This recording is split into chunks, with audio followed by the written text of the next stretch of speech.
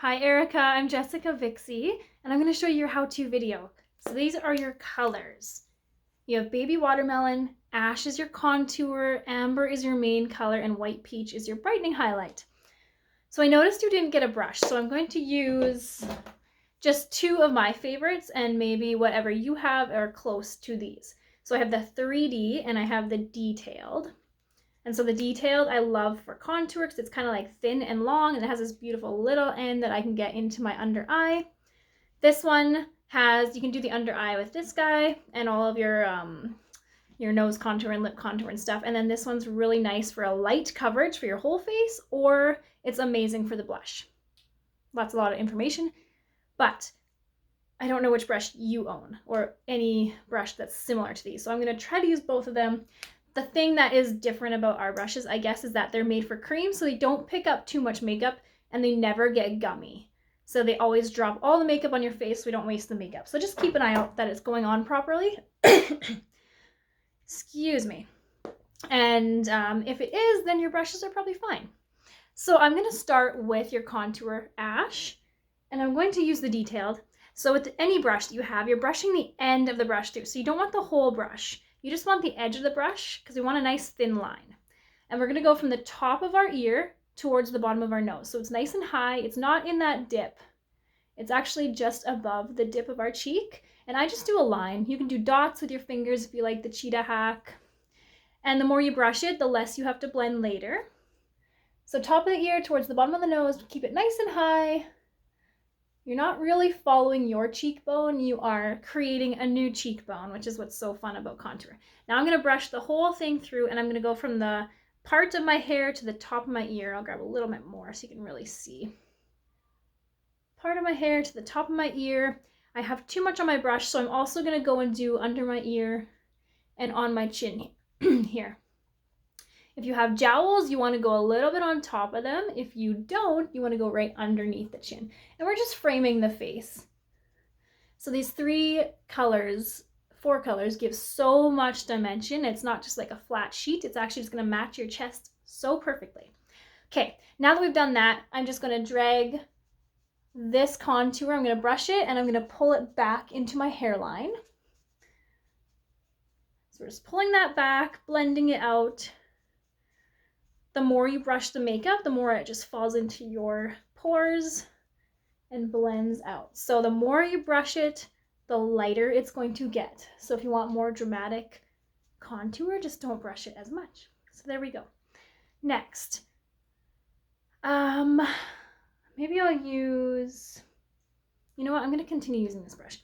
So I'm going to go into amber. Amber is the darker of the two. So it's the color that matches your face. I'm going to grab all on this brush. I got a little bit too much there. I'm just going to go down my nose and I'm going to go over my eyebrows. So I'm just dragging the makeup that I picked up because I have like a little bit goes a long way. So we're going to go all over our nose. So I'm just moving the makeup. And then I'm just going to meet up with the contour up there. Whatever's left on my brush, I just like to go and put it on my eye. So we don't need too much on there. And now our brush should be empty, so we can just go and blend those two lines together until they look ombre. Let's go back into amber. And now we're going to do the bottom of our face. We're going to go between the contours here. If you have any blemishes, they pretty much cover. If you need more coverage, let me know and I can help you with color correcting, but generally this makeup covers blemishes really, really well. So I'm going to go over my lip, under my lip, and under the contour. If it's looking yellow, you're just using too much. And so the Perfector sponge is really great for taking any off. You're going to soak this and then squeeze it out into a towel, and then you're just going to go and press it in. And you're going to take off any excess so that it just looks like your skin, but flawless. Okay, so I've done my main color. Let's go into our blush. So you have baby watermelon. It's so pretty. I'm going to move to the 3D brush just because I don't know what kind of brush you have. And I'm going to place it above my contour here. So I'm staying far away from my nose, and I'm staying a little bit down from my eye because we're gonna brighten those areas yet. And this lip and cheek is going to go so long. I just dabbed it and I have just way too much, so I just put it on my arm because it acts like lotion. And now that my brush is clean, I'm just gonna pull down the blush, pull it back with the contour.